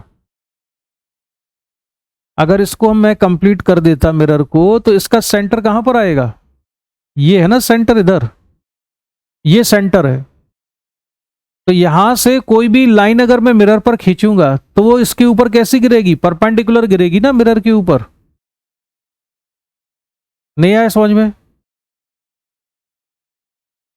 अरे यार, जैसे एक सर्कल है, उसके सेंटर से मैं कोई भी लाइन खींच दूं इस सर्कल पे, तो वो कैसी होगी इसके ऊपर? या स्फेयर है ये, तो स्फेयर के ऊपर परपेंडिकुलर होगी ना कोई भी लाइन जो सेंटर से जाएगी। नहीं आया समझ में आरुषि? तो सेंटर से, ये स्फेयर है, स्फेयर के सेंटर से मैंने कोई भी लाइन खींची इधर, तो वो परपेंडिकुलर गिरी ना। तो मिरर के सेंटर से अगर मैंने ये लाइन खींची, तो मिरर पर कैसी गिरेगी ये? कैसी है मिरर पर? अरे बोलो। तो एंगल ऑफ इंसिडेंस कितना है इसका? तो एंगल ऑफ रिफ्रैक्शन कितना होगा? एंगल ऑफ रिफ्लेक्शन 0 होगा। तो ये उसी बिल्कुल जिस पाथ से गई है वहीं से वापस लौटेगी। तो इमेज कहां बनेगी? यही 20 सेंटीमीटर पर बनेगी, यही इमेज बनेगी, कोई शिफ्टिंग शिफ्टिंग नहीं होगी इसमें। नहीं समझ में आया?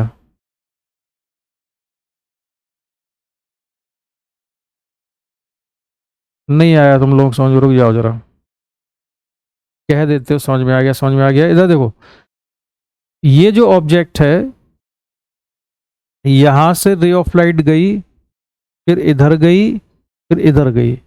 ये जो तो ये जो डायरेक्शन है ये वाली, ये सेंटर ऑफ कर्वेचर है। तो मिरर को ये लग रहा है कि ये रे सेंटर ऑफ कर्वेचर से आई है, तो यहां पर ये इंसिडेंट हुई। ठीक है। अब यहां से जब ये वापस लौटेगी तो इधर वापस आई, फिर इधर वापस आई, फिर इधर वापस आई, तो इमेज कहां बनेगी इसकी?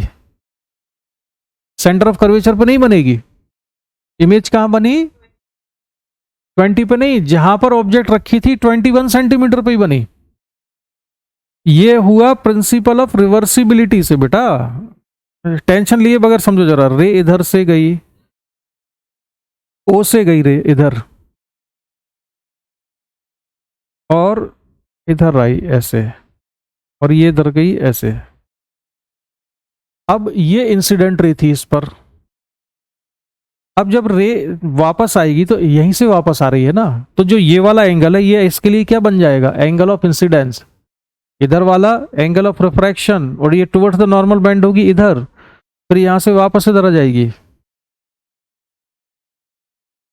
आए समझ में? जैसे कि प्लेन मिरर का अगर केस है, तो प्लेन मिरर के केस में होता क्या है कि वो जिस पाथ से जाती है उसी से क्यों नहीं लौट रही थी पिछली केस में? क्योंकि यहां से जाती थी इधर, फिर इधर बेंड हुई, फिर ऐसे, और फिर यहां गई।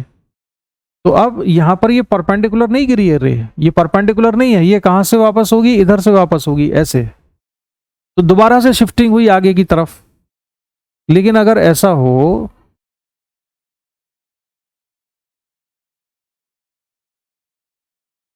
ये कनकेव मिरर मैंने बनाया बड़ा सा,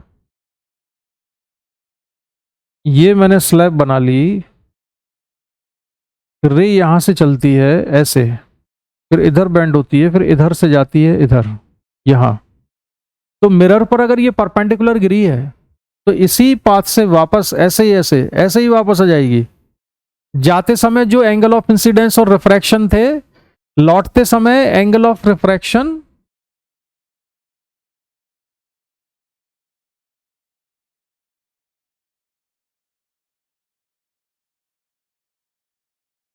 तो लौटते समय जो एंगल ऑफ इंसिडेंस बनता था, तुमको ये चीज समझ में आ रही है? जैसे ये नॉर्मल खींचा मैंने इधर, ये नॉर्मल खींचे, तो जाते समय जो एंगल ऑफ इंसिडेंस था यहां पर, ये एंगल ऑफ इंसिडेंस था, ये एंगल ऑफ रिफ्रैक्शन था आर, ये था आई। तो लौटते समय आर क्या बन जाएगा? एंगल ऑफ इंसिडेंस बनेगा, और ये आई क्या बन जाएगा? Angle of refraction. जब भी रे परपेंडिकुलर गिरती है किसी सरफेस पर तो अपने पाथ को रिट्रेस करती है, वापस ऐसे ऐसे चल के आएगी। तो गई यहां से गई थी और यहीं वापस आएगी। समझ में आया कि नहीं? तो इमेज कहां फॉर्म होगी? जहां पर ऑब्जेक्ट है वहीं बन जाएगी, क्योंकि ये रे परपेंडिकुलर गिरी है इस पर। हमको कैसे पता कि परपेंडिकुलर गिरी है? क्योंकि मिरर को लगा है कि वो कहां से आ रही है? 20 सेंटीमीटर से, और 20 सेंटीमीटर क्या है? सेंटर ऑफ कर्वेचर है। तो सेंटर ऑफ कर्वेचर से आती हुई लगी यहां पर, तो अपने पाथ को रिट्रेस करते हुए वापस ऊपर ही पहुंच जाएगी वो रे ऑफ लाइट। तो इमेज कहां फॉर्म होगी? जहां ऑब्जेक्ट रखी हुई है वहीं बनेगी। इस क्वेश्चन को ऐसे भी पूछा जाता है एग्जाम में कि ऑब्जेक्ट को कहां पर रखें कि इमेज वहीं बन जाए जहां पर ऑब्जेक्ट रखी हुई है, सेम पोजीशन पर। तो ऑब्जेक्ट को कहां रखना चाहिए हमें? 21 सेंटीमीटर पर। सेंटर ऑफ कर्वेचर पे नहीं रखना चाहिए, सेंटर ऑफ कर्वेचर पर रखिए। हाँ, अगर ऑब्जेक्ट को हमने सेंटर ऑफ कर्वेचर पे रखा होता तो वो ऐसे जाती रे, इधर जाती, ऐसे जाती इधर, फिर ये ओरिजिनल डायरेक्शन ये थी, इसको पीछे बढ़ाते तो यहां कहीं से मिलती, तो सेंटर ऑफ कर्वेचर के और आगे से आती हुई लगती मिरर को, तो फिर वो परपेंडिकुलर नहीं करेगी। आए समझ में? मिरर कितना शिफ्ट कर रहा है, सॉरी ग्लास प्लेट कितना शिफ्टिंग प्रोड्यूस कर रही है? 1 सेंटीमीटर। तो मैं जहां पर भी ऑब्जेक्ट रखूं मिरर को 1 सेंटीमीटर पास में नजर आएगी। अगर मैं इसको रख देता हूं 40 सेंटीमीटर पर, तो मिरर को लगेगा कि रे कहां से आ रही है? 39 सेंटीमीटर से। अगर मैं इसको 39 पे रखता हूं तो मिरर को लगेगा कि रे आ रही है 38 सेंटीमीटर से। तो अगर मैंने ऑब्जेक्ट को रखा 21 सेंटीमीटर पे, तो मिरर को लगेगा कि ये आ रही है 20 सेंटीमीटर से। लेकिन जो रे 20 सेंटीमीटर से आती हुई लगेगी वो मिरर पे परपेंडिकुलर गिरेगी, तो अपने पाथ को रिट्रेस करके वापस वहीं ऊपर पहुंच जाएगी वो। यानी 21 सेंटीमीटर पे पहुंच जाएगी। तो ऑब्जेक्ट को अगर मैं 21 सेंटीमीटर पे रखता हूं तो इमेज भी 21 सेंटीमीटर पे बनेगी। आए समझ में? अगर ऑब्जेक्ट को सेंटर ऑफ कर्वेचर पर रख दिया तो इमेज सेंटर ऑफ कर्वेचर पे बनेगी कि नहीं? नहीं बनेगी। तो चलो इसी को सॉल्व कर लेते हैं आज, इमेज कहां बनेगी। अगर ऑब्जेक्ट को मैंने सेंटर ऑफ कर्वेचर पे रख नहीं, लेकिन कैलकुलेशन बड़ा हो जाएगा फिर। अगर ऑब्जेक्ट को मैंने रख दिया सेंटर ऑफ कर्वेचर पर, यानी कितनी डिस्टेंस पे, 20 सेंटीमीटर पर, तो मिरर को कितनी डिस्टेंस से आती हुई लग रही है दिव्येश? 19। तो अब हम फॉर्मूला अगर लगाएं 1 upon -10 equal to 1 upon v minus plus 1 upon u, यानी -19। तो 1 अपॉन वी इक्वल टू आएगा -1/10 प्लस 1/19। जरा सॉल्व तो करो, कितना आ रहा है ये? 190 एलसीएम आ जाएगा, -19 प्लस 10, तो v इक्वल टू हो जाएगा 190 डिवाइडेड बाई 9 और माइनस, तो इमेज यहां पर बनी। ठीक है, अभी फाइनल आंसर नहीं हुआ ये अभी। आरुषि, फाइनल आंसर नहीं हुआ ये। रे इधर से गई, ऐसे गई, फिर ऐसे आई, तो वो मिरर को तो ऐसा लग रहा था कि ये कहां से आई है, 19 सेंटीमीटर से। अब मिरर ने इसको रिफ्लेक्ट किया तो इमेज का बनना चाहिए 190/9। 190/9 को तुम 190/10 अप्रोक्सीमेट लिखो तो 19 सेंटीमीटर पर। तो इमेज कहां बननी चाहिए? इमेज कहां?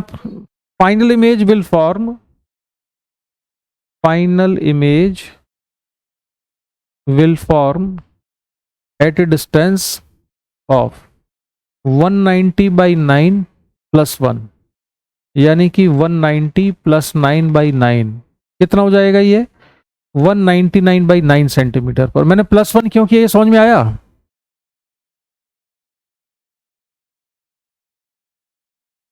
ये समझ में आया प्लस 1 क्यों किया? आरुषि, लेकिन मैंने -190/9 में प्लस 1 नहीं किया।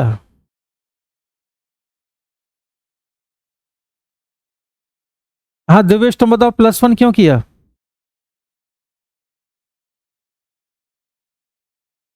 किस तरफ हुई शिफ्टिंग? लेकिन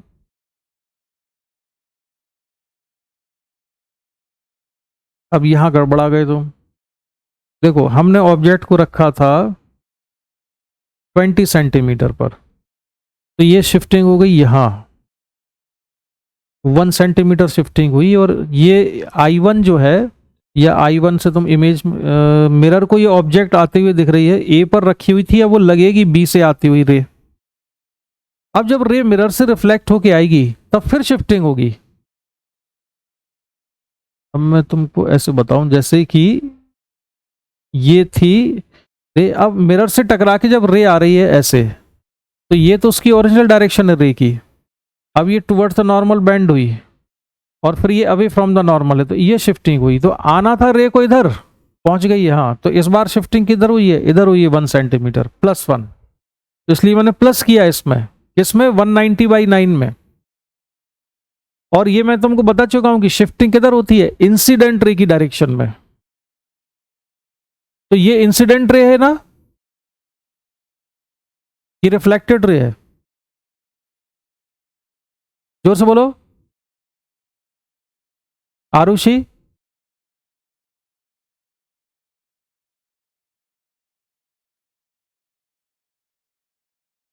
हाँ वेरी गुड, ये मिरर ने रिफ्लेक्ट किया है, लेकिन स्लैब के लिए तो ये इंसिडेंट रे है। तो स्लैब पर जो इंसिडेंट रे की डायरेक्शन है उस डायरेक्शन में शिफ्टिंग होती है, तो स्लैब के लिए इधर है। और जब रे इधर से जा रही थी ऐसे, तो ये स्लैब पर इंसिडेंट हुई थी, तो इस डायरेक्शन में शिफ्टिंग हुई थी कितनी? 1 सेंटीमीटर। स्लैब के लिए जो इंसिडेंट रे की डायरेक्शन है उस डायरेक्शन में शिफ्टिंग होती है, जो 1 सेंटीमीटर यहां, और जब वापस आ रही है रे तब ये स्लैब के लिए इंसिडेंट रे है, तो उसकी डायरेक्शन में शिफ्टिंग 1 सेंटीमीटर। तो इसको बनना था इमेज को कहां पर, इधर बनना था 190/9 सेंटीमीटर पर, लेकिन बनेगी कहां पर, वो इधर बनेगी, इसलिए मैंने +1 किया।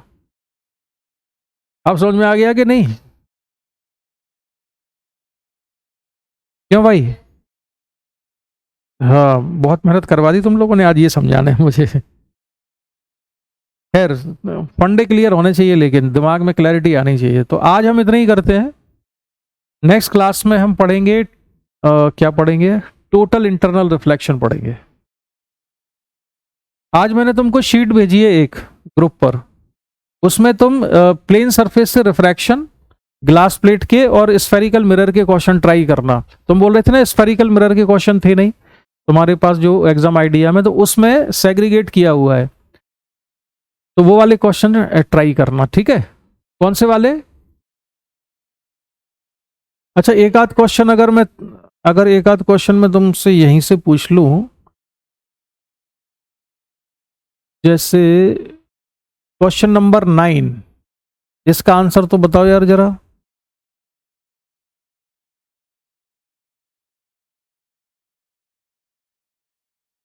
क्वेश्चन नंबर 9 का आंसर क्या कह रहे हो दिव्येश? आरुषि तुम बताओ।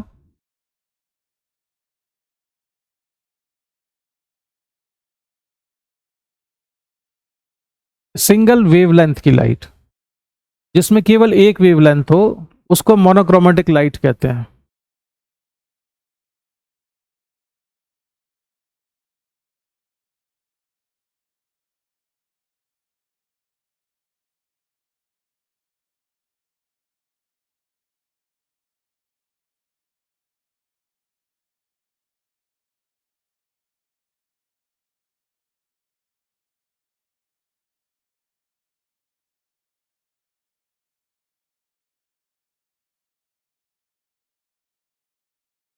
इसका आंसर बताओ भाई, बहुत आसान है। Monochromatic light is refracted.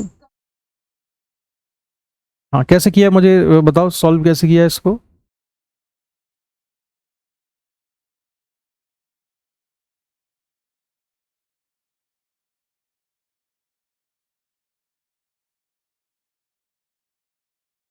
Mu equal to c by lambda होता है। सी इक्वल टू हो जाएगा f into, sorry c by lambda गलत लिख दिया मैंने, सी बाई वी होता है। तो एफ इक्वल टू कितना, सी हो जाएगा f into lambda air upon v हो जाएगा f into lambda medium. Frequency same रहती है, तो lambda a upon lambda m. तो उसमें पूछा गया ratio of wavelength of incident ray and reflected wave is, कौन सा आंसर हुआ? दिवेश तुम बताओ।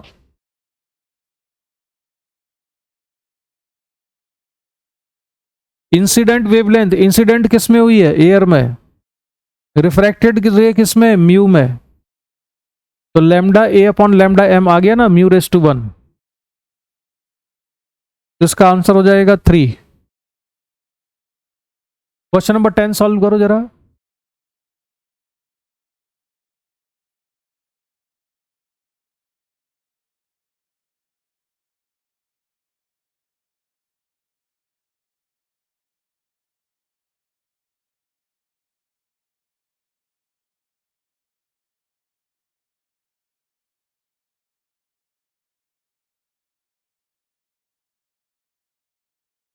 Option 4, index of refraction to velocity of light in diamond in centimetre.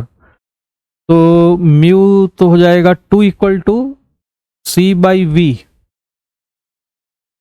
तो v इक्वल टू हो जाएगा 3 इंटू 10⁸ तो 1.5। ठीक है, ऑप्शन 4 करेक्ट। इसके बाद मुझे बताओ कि इसमें क्वेश्चन नंबर 11,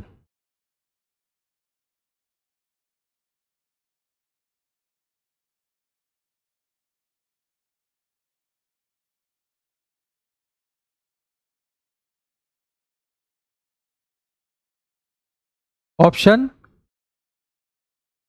पहले मुझे क्वेश्चन का मीनिंग समझाओ।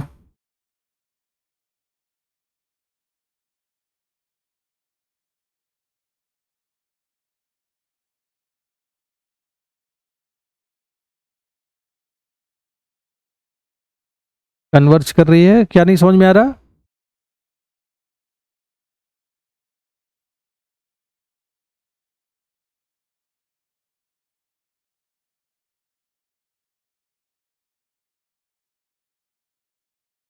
A plain glass plate whose हाँ point I towards a point I on the screen.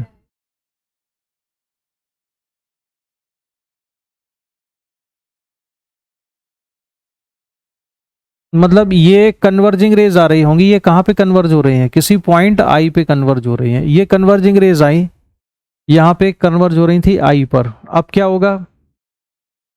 अब क्या काम किया?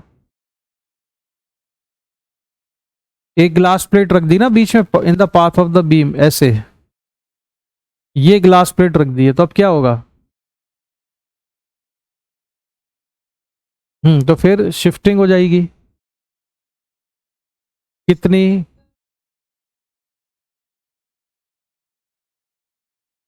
तो इसके तो दो ऑप्शन है ना, 1 भी है और 3 भी है।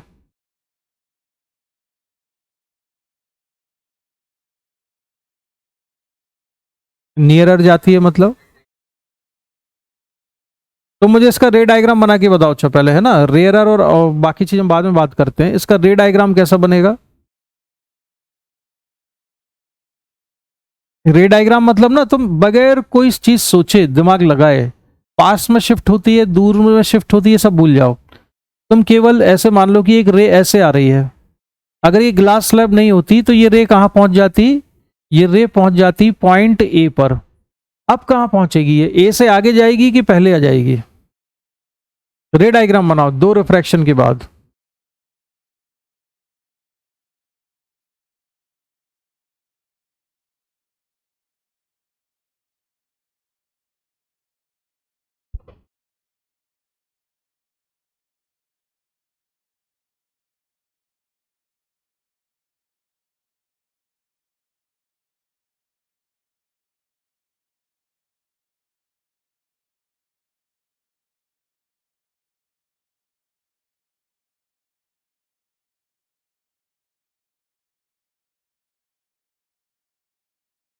नॉर्मल बनाओ, रे towards the normal, away from the normal, इस तरह से बेंड करते हुए ले जाओ और फिर बताओ क्या हो रहा है।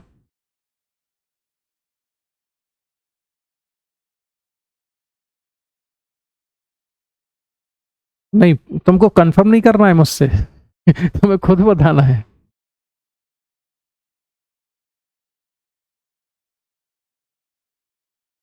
अगर रे डायग्राम तुमने बना लिया तो इसका मतलब है कि तुम समझ गए हो, तुम लोगों ने रटा नहीं है।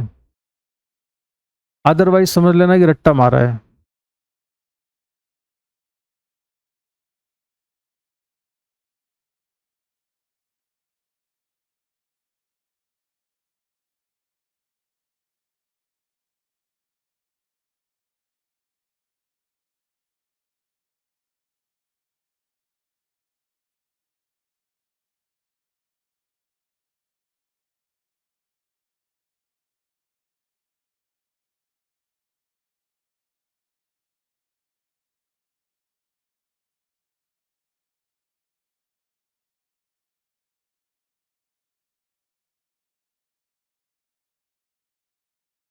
हम्म।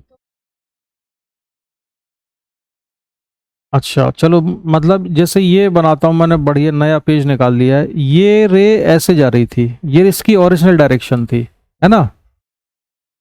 अब हमने ये ग्लास प्लेट रख दी, ठीक। अब मैं इंक का कलर चेंज कर लेता हूं जिससे कि डायग्राम समझ में आए। मैं इसको बनाता हूं रेड से। तो नॉर्मल कहां पर, इधर बताओ जरा। नॉर्मल खींचा हमने, तो नॉर्मल कैसा बनाऊं मैं? पहला रिफ्रैक्शन कहां पर हुआ है? ये ए बी, तो ए पॉइंट पर पहला रिफ्रैक्शन हुआ, तो नॉर्मल कहां कैसा बनेगा इधर?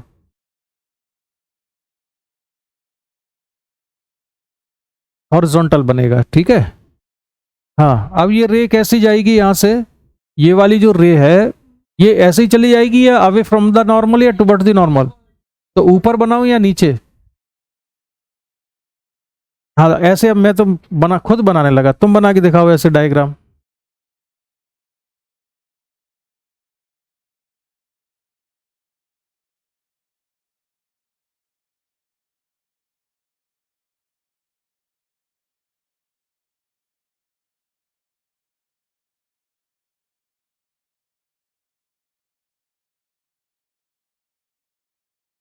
हाँ दिव्येश, मैं कोई फॉर्मूला नहीं पूछा, कुछ नहीं, मैं तुमसे सिंपल ये कह रहा हूं कि रे डायग्राम बनाना है, रिफ्रैक्शन के जो towards the normal, away from the normal जो पड़ा हुआ है वही करते करते डायग्राम बना दो।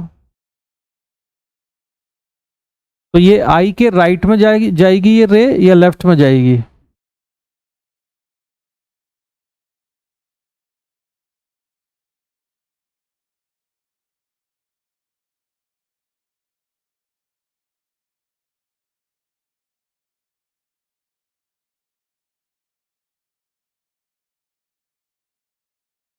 आरुषि, हाँ, अब ये वाली जो रे बनाई थी ये ऊपर कर दी तुमने यहां से कि नीचे? ये ऊपर हो गई ऐसे। अब क्या करना है, यहाँ पे नॉर्मल खींचना है, तो ये नॉर्मल कैसा खींचेंगे? ये नॉर्मल है, तो अब ये इसकी ओरिजिनल डायरेक्शन ये है, तो ये ओरिजिनल डायरेक्शन में ना जाके अवे फ्रॉम द नॉर्मल जाएगी ये। तो अवे फ्रॉम द नॉर्मल जाएगी तो ये आई के राइट में या लेफ्ट में? हम कान पकड़ के खींच देंगे। अभी अभी हमने क्या पढ़ा है कि जो ग्लास स्लैब है वो डिविएशन प्रोड्यूस नहीं करती है, तो ओरिजिनल डायरेक्शन के पैरेलल निकलना चाहिए ना इसको। इसके पैरेलल, ये वाली जो रे है इसके पैरेलल जाएगी ना ये।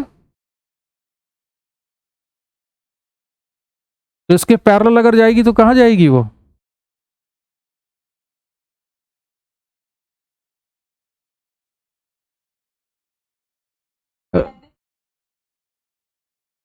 ऐसे कैसे जाएगा? यहां से देखो ना, डायग्राम बनाओ, इसको नीचे किया और फिर उसको ऊपर किया और इसी के पैरेलल निकालना है तुम्हें। दोबारा बनाओ डायग्राम।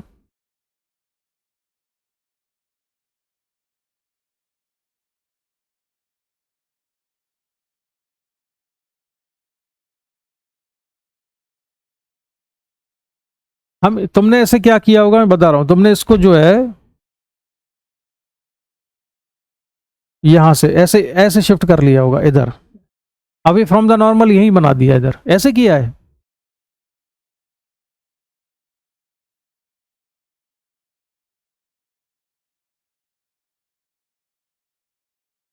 अरे कैसे आ जाएगा यार, ये वाली रे के पैरेलल अगर बनाओगी, यहां से जो रे निकलती है बी से, अगर वो ऊपर, कौन सी रे है, कौन सी वाली रे ऊपर है? ये वाली ऊपर है ना।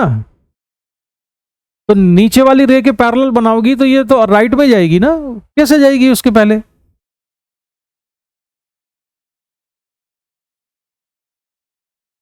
नहीं नहीं, अभी भी तुम्हें समझ में नहीं आया लगता है। नीचे, जैसे ये रे मैंने बनाई इधर देखो, यहां पर ये नॉर्मल है, तो अब अवे फ्रॉम द नॉर्मल ये टुवर्ड्स द नॉर्मल, ये वाली रे टुवर्ड्स द नॉर्मल या अवे फ्रॉम द नॉर्मल? तो नीचे कर दूं इसको या ऊपर?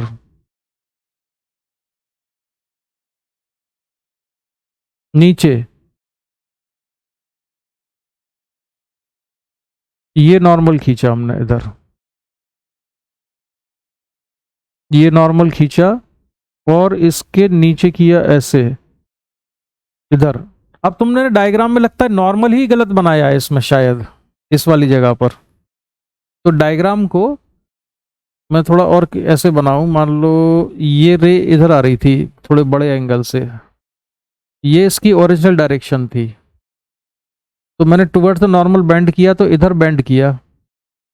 अब नॉर्मल ये बना इस वाले सरफेस पर, तो अब ये वाली जो डॉटेड लाइन गई है ये ओरिजिनल डायरेक्शन है, तो इस ओरिजिनल डायरेक्शन के पैरेलल निकलना चाहिए ना इसको। तो जब ये पैरेलल बनाऊंगा तो ये कैसे ऐसा हो सकता है कि ये पहले मिल जाए, दूर ही जाएगी ये तो। नहीं आया समझ में? ये आई पर थी तो आई के राइट में ही गई ना आई डैश, अगर ओरिजिनल डायरेक्शन के पैरेलल बनाएंगे तो।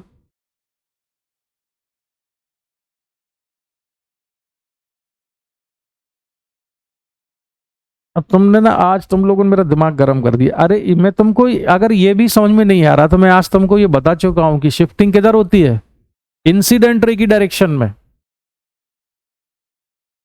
तो इंसिडेंट रे ये है, इधर आ रही है, तो शिफ्टिंग किधर होगी?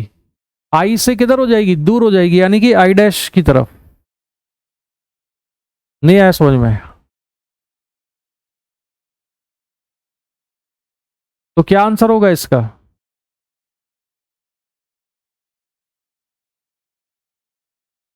क्या आंसर हुआ? 1 2 3 फर्स्ट वाला होगा, T × 1 - 1/μ अवे, ये दूर शिफ्ट हुई है।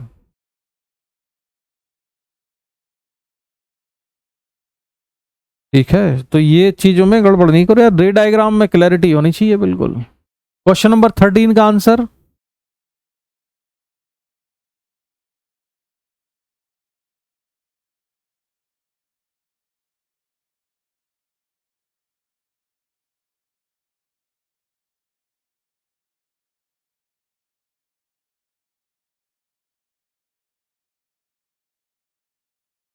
हाँ frequency is same but wavelength is smaller in water than in air. ठीक है, सेकंड है। 14th और सॉल्व कर लो, इसके बाद आज की क्लास हम खत्म करते हैं। Question number 14।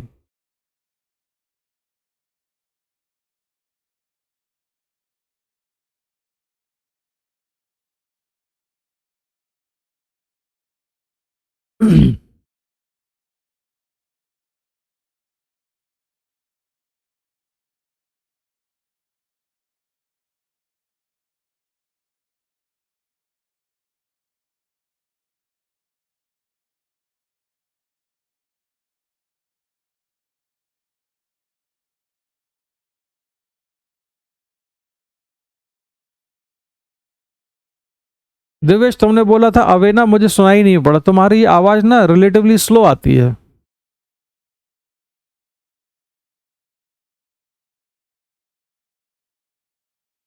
तो फिर ऑप्शन कैसे सिलेक्ट करोगे जब तक अवे नहीं पता चलेगा हमें? वो तो इसी से ही पता होना कि अवे दूर जा रही है।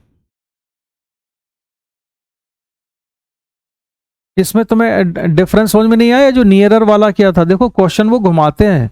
जो तुमको नियर वाला शिफ्ट होता था ना, वो तब होता था जब ऑब्जेक्ट यहां होती थी, इधर ऑब्जेक्ट थी, इससे रेज इंसिडेंट हो रही थी यहां पर, तब वो यहाँ नियर शिफ्ट होती थी। इसमें इंसिडेंट रे ऐसी आ रही थी, ये वर्चुअल ऑब्जेक्ट का केस था, ये कन्वर्ज हो रही थी यहां पर। तो मान लो तुम्हें ये याद नहीं रहता है, तो रे डायग्राम बना के तो सारी चीजें सॉल्व हो जाती है ना। खैर इसको सॉल्व करो अब 14th को।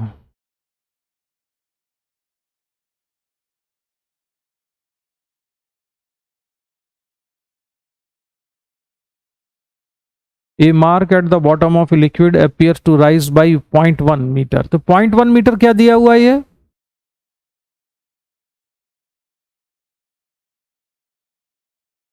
क्या कह रहे हो दिवेश, क्या है ये? डेप्थ?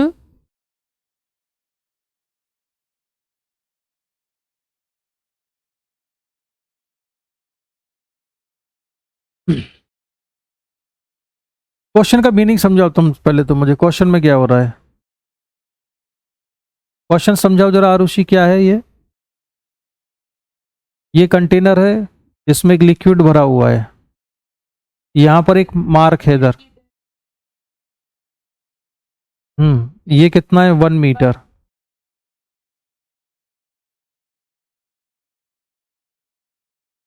नहीं गलत बोल रहे हो तो।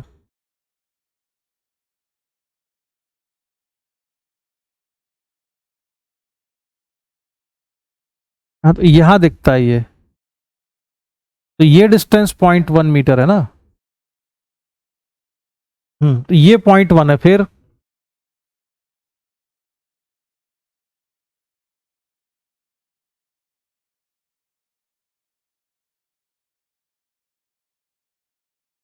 हाँ ठीक है, तो इसकी अपेरेंट डेप्थ हो गई ये 1 - 0.1, ठीक है, 0.9 के बराबर। फिर क्या करेंगे?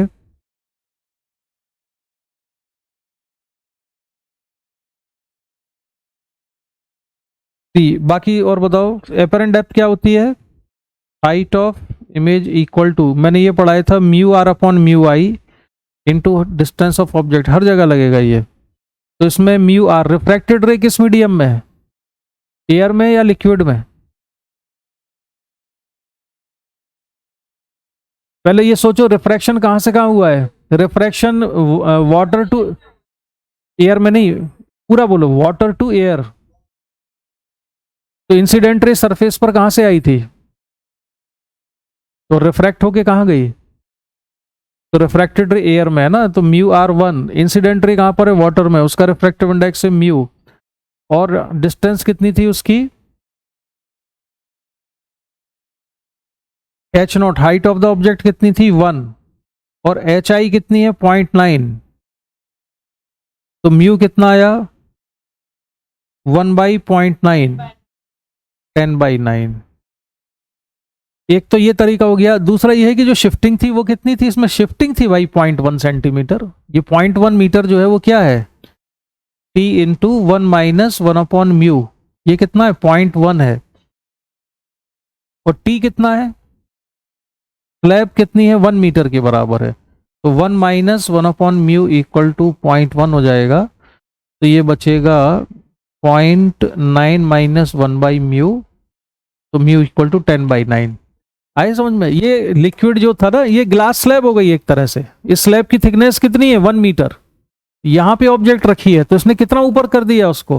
0.1 मीटर। तो शिफ्टिंग कितनी है? t इंटू 1-1/म्यू। तो t इंटू 1-1/म्यू 0.1 के बराबर था। और t क्या होता है? ग्लास स्लैब की थिकनेस होती है। तो वो थिकनेस यहां पर कितनी है? थिकनेस कितनी है यहां पर? स्लैब की थिकनेस को हम क्या लेंगे? 1 मीटर। ये समझ में आई बात कि नहीं? तो दोनों तरह से कर सकते हैं। तुम ऐसे भी कर सकते हो और इससे भी देख सकते हो। स्लैब केवल सॉलिड के लिए यूज नहीं होता, स्लैब वाला कॉन्सेप्ट हम लिक्विड के लिए भी लगा सकते हैं। ठीक है, तो चलो आज की क्लास को रखते करते हम यहीं पर कंप्लीट, और नेक्स्ट क्लास में फिर पढ़ेंगे हम TIR वगैरह सॉल्व करेंगे। ठीक है, बाय बाय।